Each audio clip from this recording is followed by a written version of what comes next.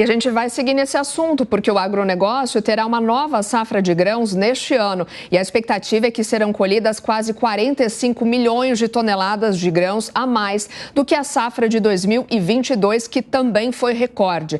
Vamos falar então mais sobre este assunto com Stefan Podsklan. Se eu pronunciei seu nome incorretamente, pode me corrigir. Consultor de mercado para a área de grãos e consultor de projeto na Agrifato. Um bom dia para você. Obrigado pela gentileza aqui de nos atender no dia de hoje. Bom dia, Soraya. Bom dia a todos os espectadores. É um prazer estar aqui com vocês. Quais são os principais fatores, que levam a essa expectativa da safra recorde de grãos para este ano e como esses fatores podem impactar o mercado agrícola?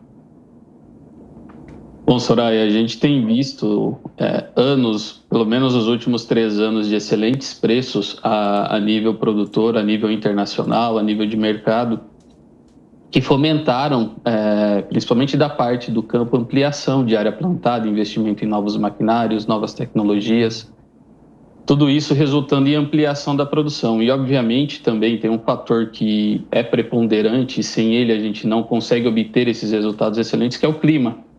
Chove na hora que precisa, no momento que precisa, na quantidade ideal. Em algumas regiões, como foi principalmente no início do ano, o estado do Rio Grande do Sul teve uma estiagem um pouco mais forte, que teve sim um impacto negativo, mas somente localizado no estado, os demais estados foram aí bastante privilegiados em relação ao clima, um comportamento relativamente normal. Tivemos alguns percalços, alguns pontos ali de detalhes que acabaram sendo superados, e esse fator climático, combinando com a intenção do produtor, de sempre estar produzindo, com a nossa vocação, obter esses resultados espetaculares que a gente está tendo nessa safra, que a gente está agora colhendo principalmente o milho, olhando a safra de trigo nesse período do ano.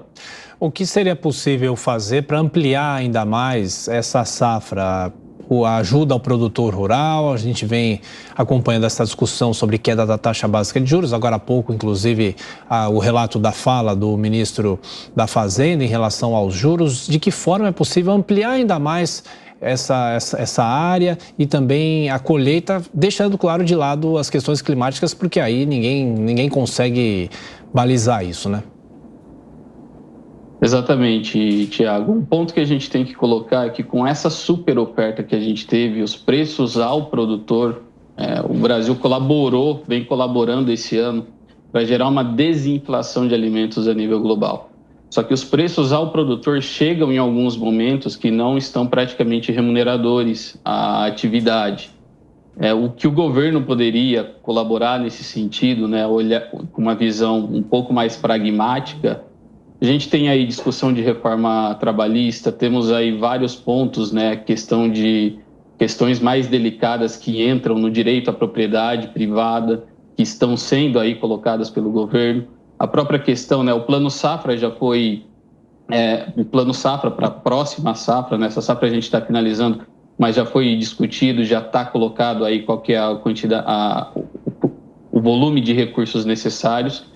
E sim, a taxa de juros tem o seu papel, mas essa questão da taxa de juros a gente acaba olhando ela com outro viés. Ela baliza, sim, todos os investimentos repassados, que vão ser repassados para as instituições financeiras, mas a gente olha que ela tem um outro papel, além de balizar a situação de crédito rural. Ela tem um papel de controle, como um mecanismo também de auxiliar e dar uma previsibilidade melhor para a economia brasileira. Kobayashi, sua pergunta? Professor Stefan, bom dia, é um prazer falar com o senhor. A minha pergunta é sobre armazém, porque o Brasil, apesar de produzir muito, não tem o número suficiente de armazéns para essa produção de grãos em especial. E agora nós vimos recentemente uma discussão no governo federal a respeito de uma valorização e um empenho do governo em aumentar a possibilidade da Conab em armazenar esses grãos. Como o senhor avalia essa participação da Conab em relação a essa nova safra que nós teremos?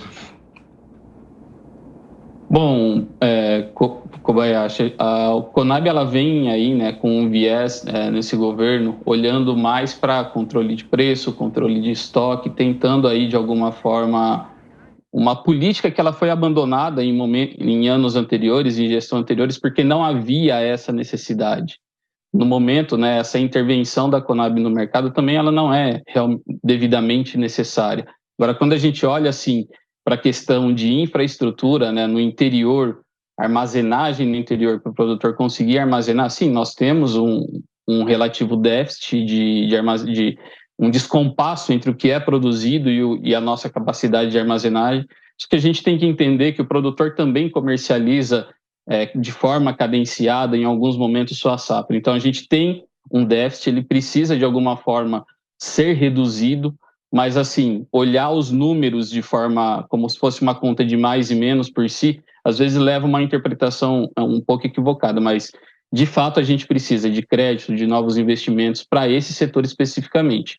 Você tem momentos hoje que o preço está mais baixo, mas numa perspectiva, olhando para o produtor, se ele consegue segurar a sua produção, vislumbrando um momento futuro para ele comercializar a sua safra num preço mais alto, ele pode usar dessa estrutura. Agora tem que entender também, né? O governo tem que dar mais informações sobre esse novo papel da Conab nessa situação de armazenagem, como que ela vai operar. Vai ser somente olhando as políticas de pagamento de preço mínimo ao produtor, que no caso do milho que a gente está colhendo agora, elas já deviam estar vigoradas aí com alguns leilões. Onde mais o governo vai atuar nesse sentido de tentar, de alguma forma, incentivar, né, dar mais incentivos para o agronegócio? Temos o crédito rural destinado para armazenagens? Temos, mas ele é suficiente? As taxas são atrativas no momento para o produtor? Todos esses pontos têm que ser discutidos com mais atenção. Conversamos ao vivo com Stefan Podsklan, consultor de mercado para a área de grãos e consultor de projetos na Agrifato. Mais uma vez, nossos agradecimentos pela participação aqui hoje. Bom domingo para você. Obrigado, pessoal. Obrigado a todos. Um bom domingo para vocês.